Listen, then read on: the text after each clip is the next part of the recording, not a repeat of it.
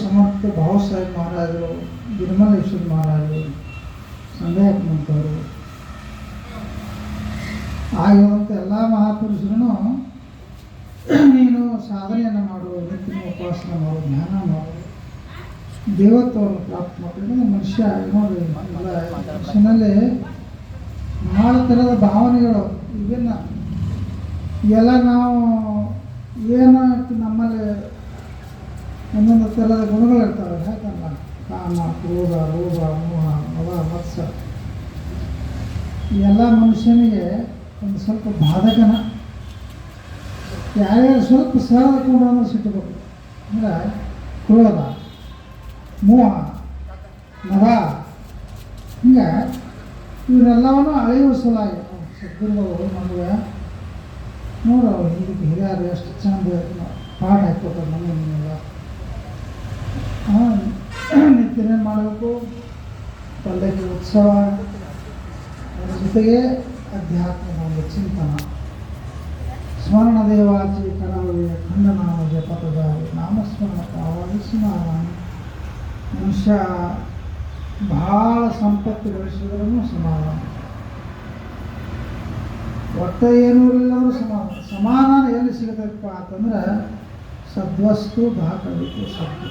ನಮಗೆ ಆ ಒಂದು ಸನ್ಮಾರ್ಗವನ್ನು ತೋರಿಸಿ ನಮ್ಮನ್ನು ಗುರು ಉಪದೇಶವನ್ನು ಕೊಟ್ಟು ಯಾರ ಅಧ್ಯಾತ್ಮದ ಚಿಂತನೆಗಳು ನಮ್ಮನ್ನು ತೊಡಗಿಸ್ತಾರೋ ಅವರೇ ನಮ್ಮನ್ನು ಸದ್ಗುರುಗಳು. ನಮ್ಮನ್ನು ಭವಬಂಧನ ಆಧಾರ ಭೂಸಾಗರ ಪ್ರಪಂಚದ ಮನುಷ್ಯನಿಗೆ ಎಷ್ಟು ಸೂಕ್ಷ್ಮ ಇಟ್ಟಿಲ್ಲ ಅಷ್ಟೇ ಮನುಷ್ಯನಿಗೆ ಎಲ್ಲ ಪ್ರಪಂಚದ ಇದೊಂದು ದುಃಖ ಹೇಳ್ತಾರಲ್ಲ, ಸ್ವಾನನ ಕನಸಿನಂತೆ ಸಂಸಾರ ಸುಖವು. ಕನಸಿನ ರೂಪ ಆಗ್ತದೆ, ಅದು ನಮ್ಮನ್ನು ಬಿಟ್ಟೇ ಇಲ್ಲ. ಹಂಗೆ ಅವ್ರಿಗೆ ಹಚ್ತಾ ಹೊಂಟು ಬಿಟ್ಟೈತೆ. ನಾವು ಅದರೊಳಗಿಂದ ಪಾರಾಗಬೇಕಪ್ಪ ಅಂತಂದ್ರೆ ಇದು ಪ್ರಪಂಚ ಸುಳ್ಳಲ್ಲ, ಪ್ರಪಂಚ ಖರೆ ಹತ್ತು ಅಲ್ಲ. ಪ್ರಪಂಚನ ನಂಬಿಕೊಂಡು ನಾವು ಬದುಕಲಾಕ ಶಕ್ತಿಲ್ಲ. ಪ್ರಪಂಚದ ಜೊತೆಗೆ ಪಾಲನೆ ಮಾನವ, ಮಹಾಮಾನವ, ದೇವಮಾನವ, ಎಷ್ಟೋ 84 ಲಕ್ಷ ಜೀವರಾಶಿ ಮನುಷ್ಯ ಏನೇನೋ ಆಗಿ ಹುಟ್ಟು ಬಂದಿದ್ದೀನಿ. ಪಾಪ ಪುಣ್ಯ ಸಮತಾಗಲಿ ರೀಚ ಮನುಷ್ಯ ಜನ್ಮ ಪ್ರಾಪ್ತ ಇದಕ್ಕೆ ಅವ್ರು ಜ್ಞಾನಿಗಳು ಹೇಳ್ತಾರೆ. ಹಂಗೆ ಈ ಮನುಷ್ಯ ಜನ್ಮ ಅರಿತು ನಾವು ನಡಿಬೇಕಪ್ಪ ಅಂತಂದ್ರೆ ಇಂಥ ಒಂದು ಪಾದಯಾತ್ರ ಸಪ್ತಾಹಗಳಲ್ಲಿ ಪುರಾಣ, ಪ್ರವಚನ, ಅಧ್ಯಾತ್ಮದ ಚಿಂತನ ಮನುಷ್ಯನಿಗೆ ಭಾಳ ಅವಶ್ಯಕತೆ. ಅದನ್ನು ಭಾಳ ಸರಳ, ಭಾಳ ಅವಕಾಶಗಳು ಕೊಟ್ಟಾರೆ. ಕೆಲವೊಂದು ಪರಂಪರೆ ಒಳಗೆ ಕೆಲವೊಂದು ಹೇಳ್ತಾರಲ್ಲ, 24 ತಾಸಿನೊಳಗೆ 20 ನಿಮಿಷ ಅವಕಾಶ ಕೊಡಿರ್ತಾರೆ ಧ್ಯಾನ ಸಲುವಾಗಿ. 20 ನಿಮಿಷ, 24 ತಾಸು ಸಮಯ ನಮಗೆ ಊಟ ಮಾಡೋಕ್ಕೆ, ಕಾಯಕ ಮಾಡೋಕ್ಕೆ, ನಮ್ಮ ಪ್ರಪಂಚದ ಕೆಲಸಗಳು ಮಾಡೋಕ್ಕೆ, ನಿದ್ರೆ ಮಾಡೋಕ್ಕೆ, ಎಲ್ಲದಕ್ಕೂ ತೊಡಗಿಸ್ತೀವಿ ನಾವು. ಬರೀ 20 ನಿಮಿಷ ಏಕಾಗ್ರತೆ ಇರ್ತಾರೆ ಅವರು. 20 ನಿಮಿಷ ಅಂದ್ರೆ ನಾವು ಒಂದು ಅರ್ಧ ತಾಸು ಕಣ್ಣು ಮತ್ತು ನಮ್ಮ ಮನೆ ಚಿಂತೆ, ಹಣ್ಣು ಚಿಂತೆ, ಮಕ್ಕಳ ಚಿಂತೆ ಮಾಡೋದ 20 ನಿಮಿಷ ಎಲ್ಲವನ್ನು ಮರೆತು ಏಕಾಗ್ರತೆಯನ್ನು ಸಾಧಿಸುವುದು. ಆ 20 ನಿಮಿಷದ ಏಕಾಗ್ರತೆ ನಮ್ಮ ಜೀವನದಲ್ಲಿ ಎಲ್ಲ ಥರದ ಬದಲಾವಣೆ ಮಾಡೋಕ್ಕೆ ಶಕ್ತಿ ಐತೆ. ಜ್ಞಾನಿಗಳು ಅಷ್ಟೊಂದು ಸೂಕ್ಷ್ಮ ಅಂತ ಮಾಡ್ಕೊಂಡು ಅಂತಂದ್ರೆ ಅದಕ್ಕೆ ಅವರು ನಿತ್ಯ ಪ್ರಾತಃ ಕಾಳಿ, ಮಧ್ಯಾಹ್ನ ಕಾಳಿ, ಸಾಯಂಕಾಲ ನಾಮಸ್ಮರಣ ಸರ್ವ ಕಾಲಕ್ಕೆ. ಯಾಕಂದ್ರೆ ನಮಗೆಲ್ಲ ಸಮಯದೊಳಗೂ ನೋಡ್ರಿ, ನಾವು ಪಲ್ಲಕ್ಕಿ ಜೊತೆಗೆ ನಡೆಯುವಾಗಲಿ, ಊಟ ಮಾಡುವಾಗಲಿ, ಭಜನೆ ಮಾಡುವಾಗಲಿ ಸದಾಕಾಲ. ಯಾಕಂದ್ರೆ ಒಂದು ಶ್ವಾಸ ಧ್ಯಾನ, ಒಂದು ಶ್ವಾಸ ಊಟ, ಹೀಗೆ ಪ್ರತಿಯೊಂದೂ ನಮಗೆ ನಮ್ಮ ಜೀವನದೊಳಗೆ ಜೀವನ್ಮುಕ್ತಿಯನ್ನು ಪಡ್ಕೊಳ್ಳೋಸಲುವಾಗಿ ಭಾಳ ಮಾರ್ಗಗಳನ್ನು ಹಾಕಿಕೊಟ್ಟಾರ ಜ್ಞಾನಿಗಳು. ಅದರಂತೆ ಅವ್ರು ನಡೆದಾರೆ. ಹಂಗೆ ಮಾನವಂತರು ಎಲ್ಲರಿಗೂ ಅವನ್ನೆಲ್ಲ ನೋಡಿ ನಂಬಿ ಒಡನಾಟ ಮಾಡಿದ್ವಿ. ಅವ್ರು ಯಾವ ರೀತಿ ಬದುಕಿ ತೋರಿಸಿದ್ರು ತಮ್ಮ ಆಯುಷ್ಯದ 1987 ತನಕನೂ 1915 ಜನನ ಇದನ್ನು 80ರವರೆಗೇನೋ ಅಂದರೆ ಆಮೇಲೆ ಗಿರಿಮಲ್ಲೇಶ್ವರ ಮಹಾರಾಜ ಮಹಾಪುರುಷರ ಉಪದೇಶ, ಒಡನಾಟ, ಸ್ವತಂತ್ರ ದೇಶದ ಸೇವೆ ಹಿಂಗೆ ಈ ಸಂಪ್ರದಾಯವನ್ನು 35-40 ವರ್ಷಗಟ್ಟಲೆನೂ ಜನಜಾಗೃತಿ. ಯಾಕಂದರೆ ಮಾನವ ಮಹಾಮಾನವ, ಈ ಮನುಷ್ಯ ನಿನ್ನಲ್ಲಿದ್ದಂಥ ಶ್ರೇಷ್ಠತೆ, ಅಧ್ಯಾತ್ಮದ ಚಿಂತನೆಯನ್ನು ಮಾಡು, ಗುರು ಉಪದೇಶವನ್ನು ಪಡೆದು ಸಾಧನೆ ಮಾಡಿದಾಗ ಮಾತ್ರ ನಿನಗೆ ಆ ಜೀವನ್ಮುಕ್ತಿ ಪ್ರಾಪ್ತ ಆಗುತ್ತೆ. ಹಂಗೆ ಜ್ಞಾನಿಗಳು, ಸಂತರು, ಶರಣರು ಇಂಥ ಒಂದು ಸನ್ಮಾರ್ಗವನ್ನು ಹಾಕಿದ್ದಾರೆ. ನಮಗೆ ನಿಮಗೆಲ್ಲ ಯಾಕಂದ್ರೆ 25, 26, 27 ಮಾಡುವಂಥ ಇದ್ದವರ ಈ ವರ್ಷದ್ದು ವಿಶೇಷ. ಯಾಕಂದರೆ ಅದಕ್ಕೆ ತಿಂಗಳದಾಗ ಅವ್ರು ದೇವಿದ್ದಾರೆ 25 ತಾರೀಕು ಅದಕ್ಕೆ ತಿಂಗಳದಾಗ ದೇವಿರ್ತಾರೆ. ಅಂದರೆ ಎಷ್ಟೋ ದಿವಸಗಳ ನಂತರ ಇದೊಂದು ನಮಗೆ ಮಹತ್ಭಾಗ್ಯ ಅವಕಾಶ ಆಗತ್ತಲ್ಲ, ಒಂದು ವಿಶೇಷವಾದಂಥ ಭಾಗ್ಯ. ಅವರು ದೇವ ಬಿಟ್ಟಿದ್ದು ಅದಕ್ಕೆ ತಿಂಗಳದಾಗ ತಾರೀಕಿನೂ 25 ಒಂದೆಲ್ಲ ಕೂರ್ಬೋದು. ಮತ್ತು ನಾವೆಲ್ಲ ನಮ್ಮ ಪ್ರಪಂಚದ ಎಲ್ಲ ಒತ್ತಡಗಳನ್ನು ದೂರಿಟ್ಟು ಇಂಥ ಒಂದು ಪಲ್ಲಕ್ಕಿ ಉತ್ಸವ ಆಗಲಿ, ಯಾವುದೋ ಕಾರ್ಯಕ್ರಮವಾಗಲಿ, ಎಲ್ಲಿ ವಸತಿ ಮಾಡಲಿ, ಇನ್ನೇನು ಮಾಡಲಿ, ಯಾಕಂದರೆ ಏನೋ ಒಂದು ಮನುಷ್ಯನಿಗೆ ಅವಕಾಶಗಳು, ಒಂದು ಮಹತ್ವದ ಅವಕಾಶಗಳು. ಅಂದರೆ ನಮಗೆ ನಿಮಗೆ ಬಹಳ ಒಂದು ಸುಸಮಯ, ಇಂಥ ಒಂದು ಸುಸಮಯ. ಅವರು ತಮ್ಮ ಜೀವನದ ಎಲ್ಲ ರಂಗದೊಳಗೂ ಅವರು ಹೋರಾಟ ಮಾಡಿದರು. ಯಾಕಂದರೆ ಬಡವರ ಸಲುವಾಗಿ ಆಗ್ತದೆ, ದೇಶದ ಸಲುವಾಗಿ ಆಗ್ತದೆ, ಮತ್ತು ಈ ಜನರನ್ನು ಉದ್ಧಾರ ಮಾಡೋದು. ಯಾಕಂದರೆ ಹೇಳ್ತಾರಲ್ಲ, ಗುಡಿಸಲದಿಂದ ಅರಮನೆಯವರೆಗೆ ಒಂದು ಸಣ್ಣ ಗುಡಿಸಲನ್ನು ಬಿಡಲಾರ್ದ. ಮತ್ತು ಇವ ಭಾಳ ದೊಡ್ಡ ಜಾತಿ ಅದನಪ್ಪ, ಭಾಳ ಶ್ರೀಮಂತ, ಯಾವ ಲೆಕ್ಕ ಹಾಕಿಲ್ಲ. ಒಬ್ಬ ಬಡವನ ಗುಡಿಸಲು ಹಿಡಿದು ಒಬ್ಬ ದೊಡ್ಡ ಶ್ರೀಮಂತರವರೆಗೇನೋ ಅವ್ರು ಹೇಳ್ತಿದ್ದಾರೆ ಏನಪ್ಪ ಅಂತಂದರೆ, ನಿನ್ನ ಆತ್ಮನನ್ನು ಜಾಗೃತಿ ಮಾಡಬೇಕು. ನಿನ್ನ ಆತ್ಮನಲ್ಲಿ ಮಹತ್ತರವಾದಂಥ ಶಕ್ತಿ. ನಾವು ಈ ಶರೀರವನ್ನು ಅವಲೋಕನ ಮಾಡ್ಕೊಳ್ತೀವಿ. ಶರೀರ ಸಣ್ಣವಾಗಿದ್ದೀವಿ, ದೊಡ್ಡವರಾಗಿ ಮುದುಕಾಗ್ತೀವಿ ಅದನ್ನು ದೇವ್ರು ಹೇಳ್ತಾರೆ ಭಾಳ ಚೆಂದ. ನೀ ಎಲ್ಲರೂ ಮನಾಗಿದ್ದೆ ಅಂದರೆ ಈಗ ಸಣ್ಣವಾಗಿತ್ತು, ನೀನು ದೊಡ್ಡವಾಗಬೇಡ, ಭಾಳ ದೊಡ್ಡವಾಗಬಾರ್ದು. ದೊಡ್ಡವಾದ ಮುದುಕ ಹಾಕೋಬೇಡ, ಮುದುಕ ಆಗಿದ್ರೆ ಮುಂದೆ ಸಾಯಬೇಡ. ನಿನ್ನ ಕೈಯಾಗೈತನ ಇಲ್ಲ, ಅದು ಜೀವನ ಚಕ್ರ. ಆ ಜೀವನ ಚಕ್ರದೊಳಗೆ ನಾವು ನೀವೆಲ್ಲ ಬದುಕಲಾಗ್ತೀವಿ. ಇಂಥ ಒಂದು ನೋಡಿರಿ ಎಲ್ಲ ಅವಕಾಶಗಳು. ಎಷ್ಟೋ ಮಂದಿ ಭಕ್ತಿ ಮಾಡೋರು ಬೆರೆತು ಈ ಒಂದು ಅಧ್ಯಾತ್ಮದ ಅನುಭವವನ್ನು ತಿಳ್ಕೊಂಡು ಜೀವನಕ್ಕೆ ಹೆಂಗೆ ಹೇಳಲ್ಲ ಅವ್ರು ಮಾವಂದ ಹೇಳೋ ಶಂಕರಪ್ಪನವರು. ನಾ ಹೇಳ್ಬೇಕಂದ್ರೆ ಈ ದಿಂಡೆ ಹೊಂಟಾಗಿತ್ತು, 4 ದಿಂಡೆ ಅದೇ ಹೊಂದಾಗಿತ್ತು, 4 ದಿಂಡೆ ಹೊಂದಾಗಿತ್ತು. ದವಾಖಾನೆ ಕೇಂದ್ರ ಹಾಕಿದ್ದಿಲ್ಲ. ಗಿರಿಮಠ ಮಾಸ್ತರ್ ಒಂಥರ ಮನುಷ್ಯ.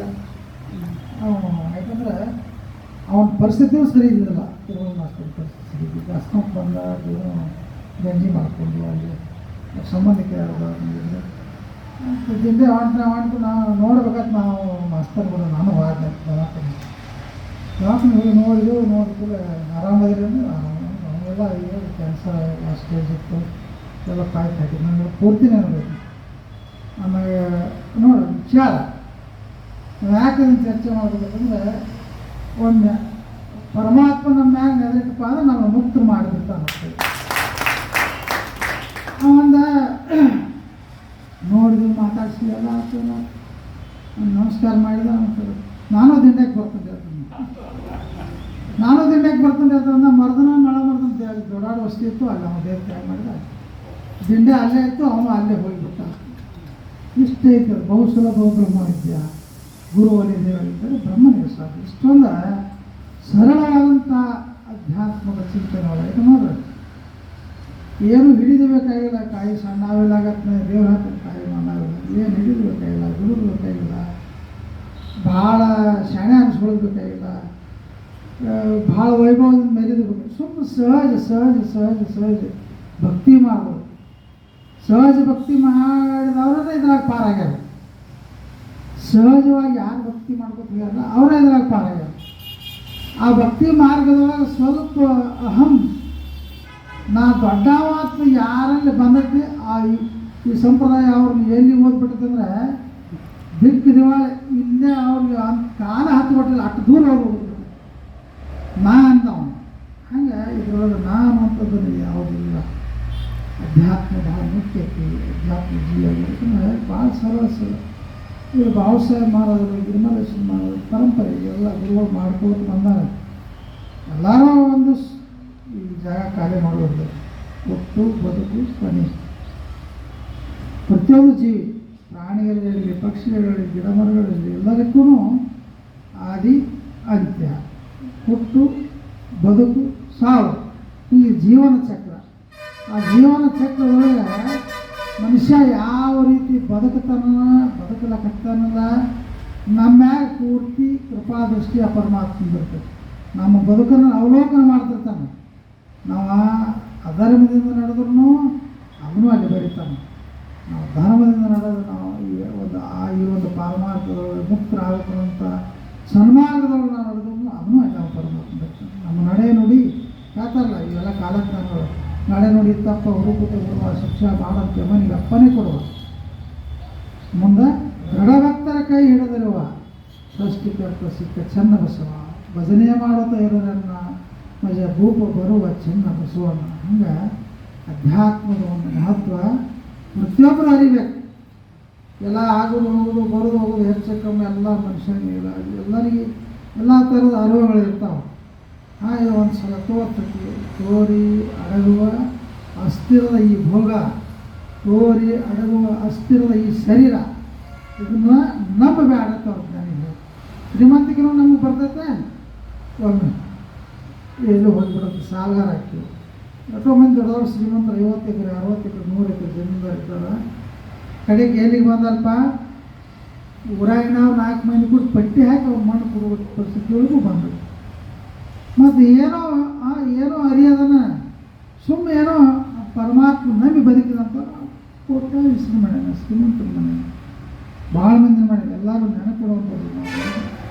ಎದಕ್ಕೆ ಇದನ್ನೆಲ್ಲ ಕಾರಣಪ್ಪ ಅಂತಂದ್ರೆ ನಾವು ನಂಬಿದೀವಪ್ಪ ಅಂತಂದ್ರೆ ಗುರುವಿನ ಮ್ಯಾಗ ನಮ್ಗೆ ಅಚಲವಾದ ವಿಶ್ವಾಸ ಇತ್ತಂದ್ರೆ ನಂಬಿದ ಭಕ್ತರ ಕಾಯುವ ಆ ಪರಮಾತ್ಮ. ಹಂಗೆ ಏನು ಪರಮಾತ್ಮ ಅಂದ್ರೆ ಇವನ ಅದೇ ಹೋಗ್ತಾನೆ. ಎಲ್ಲನೂ ಸೃಷ್ಟಿಕರ್ತ.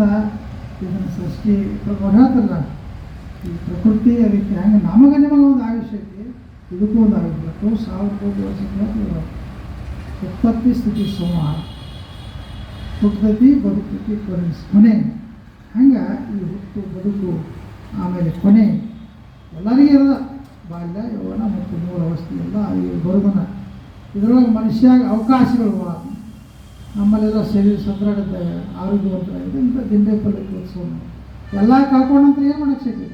ಕೈಕಾಲದಾಗ ಶಕ್ತಿ ಇದ್ದಾಗ ಅಶಕ್ತಪಣ ಇದ್ದಾಗ 100 ಶರೀರದಾಗ ರೋಗ ಸಿಗ್ತಾವೆ ಹೊಂಟಾಗ ಏನು ಮಾಡೋಕ್ಕೆ ಬರೋಂಗಿಲ್ಲ. ಆಗ ಈ ನರಳಾಟನೇ ಹೆಚ್ಚಾಗಿ ಬಿಡ್ತೈತೆ ಹೊರತಾಗಿ ಧ್ಯಾನ ಮಾಡೋಕ್ಕಂದ್ರೆ ಮನಸ್ಸಾಗಂಗಿಲ್ಲ.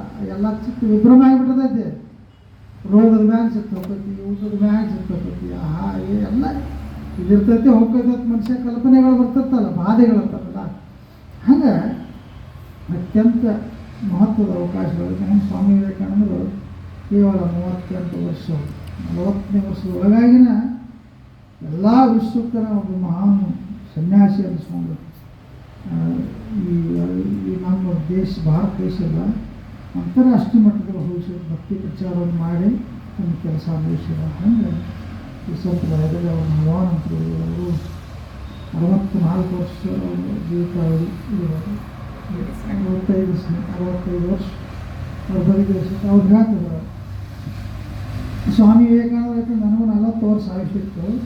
ನಾ ದಿನ ತಿರುಗಾಡಿ ಸಪ್ತಾಹ ಮಾಡಿನ ಅಂತೇಳಿ ಗೆಂಡಿ ಮಾಡಿನ ಅಂತೇಳಿ ನನಗೆ ಗಿರಿಮಲೇಶ್ವರ ಮಾಡೋದು ಆಯುಷ್ಯ ಕೊಡ್ತಾರೆ. ಗಿರಿಮಲೇಶ್ವರ ಮಾಡೋದು ಹೆಸರು ಹೇಳ್ತಾರೆ ಅವರು. ನಾ ದಿನಾಲ ತಿರುಗಾಡಿ ಸಪ್ತಾಹ ಮಾಡಿ ಅಂತೇಳಿ ಮತ್ತು ನನಗೆ 25 ವರ್ಷ ಗಿರಿಮಲೇಶ್ವರ ಮಾಡೋದು ಆಯುಷ್ಯ. ನನಗೂ 40 ವರ್ಷ ಒಳಗೆ ಆಯುಷ್ಯ ಅಂತ ಹೇಳ್ತಿರ್ತಾವೆ ಟೈಮ್ ಮೇಲೆ. ಹಂಗೆ ಅಂಥ ಒಬ್ಬ ಮಹಾಪುರುಷರ ಈ ಜಗತ್ತು ಸೃಷ್ಟಿಕರ್ತ ಪುಣ್ಯಾತ್ಮ. ಅಂಥ ಒಂದು ಪುಣ್ಯಾತ್ಮನ ಪುಣ್ಯಾರಾಧನೆ ಕಾರ್ಯಕ್ರಮ ಆ ಪಾದಯಾತ್ರೆ ಮೇಲೆ ಹೊಂಟಿವಿ. ಇದರೊಳಗೆ ಶಾಂತಿ, ಸಮಾಧಾನ, ನೆಮ್ಮದಿ ಅದನ್ನು ನಾವು ಗಳಿಸ್ಬೇಕಾಗಿತ್ತು. ಎಲ್ಲ ಶಾಂತಿ ಕಳ್ಕೊಂಡು ಎಷ್ಟು ಜನ ನಡೆದ್ರು ಎಷ್ಟಿಲ್ಲ, ಎಷ್ಟು ಯಾಕೆ ಒಂದು ಕೈಯಾಗಿ 4 ಜನ ಹಿಡಿದು ಅಡ್ಡಾಡಲು ಏನು ಕೆಲಸ ಇಲ್ಲ. ಇದು ಏನು ಬೇಕಲ್ಲ ಅನ್ಸೈತೆ ಎಲ್ಲ ಇಲ್ಲಿ ಒಳಗಿರ್ಬೇಕು ಅಂತರಂಗ ಪರಿಶುದ್ಧಿಯಾಗಿ. ಇದೇ ಅಂತರಂಗ ಸುದ್ದಿ, ಇದೇ ಬಹಿರಂಗ ಸುದ್ದಿ. ಹೆಂಗೆ ಬಸವಣ್ಣವ್ರು ಹೇಳೋದು ಅಂದರೆ ಅಂತರಂಗದಾಗ ಸುದ್ದಿ ಬೇಕು, ನಾವು ಸ್ವಚ್ಛ ಬೇಕು, ಹೃದಯ ಸ್ವಚ್ಛ ಬೇಕು, ಅದಕ್ಕೆ ಬಹಿರಂಗ ಸುದ್ದಿ ಹೇಳ್ತಾರಲ್ಲ, ಕಾಯ ವಾಚ ಮನಸ್ಸ ಪರಿಶುದ್ಧ. ನಮ್ಮಿಂದ ಯಾರಿಗೆ ಮನಸ್ಸಿನೂ ಆಗೋದು, ತೊಂದರೆ ಆಗೋದು ಎಲ್ಲರೂ ಅಂತ ಇದೆಲ್ಲ ಹೆಂಗಪ್ಪ. ಯಾಕಂದ್ರೆ ಆಗಿನ ಟೈಮ್ದಾಗ ಸಂಪ್ರದಾಯದ ಭಕ್ತಾದಿಗಳು ಶ್ರಾವಣ ಮಾಸದೊಳಗೆ ಸಾಧನ ಮಾಡ್ತಿದ್ರು. ಶ್ರಾವಣ ಮಾಸ ಮುಗಿದ ಕೂಡಲೇ ಅವರೆಲ್ಲ ನಾವು ಹೆಂಗೆ ಮಾಡ್ತೀವಿ, ಶ್ರಾವಣ ಮಾಸ ಮುಗಿದು ಹೋಗ್ಬಿಟ್ಟು ದುಡ್ಡು ಬಿಟ್ಟು ಊಟ ಮಾಡೋದು, ಓಡೋದು ಮಾಡ್ತಿದ್ರು.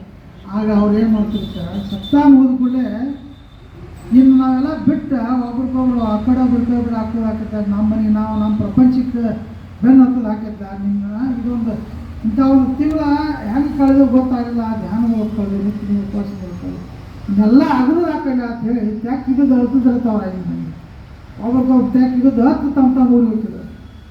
ನಮಗೆ ಸತ್ತ ಹೂವು ಯಾಕೆ ಬಿದ್ದಿತ್ತು, ಊಟ ಯಾಕೆ ಮಾಡಿನೂ ಮನೆಗೆ ಹೋಗೋದು.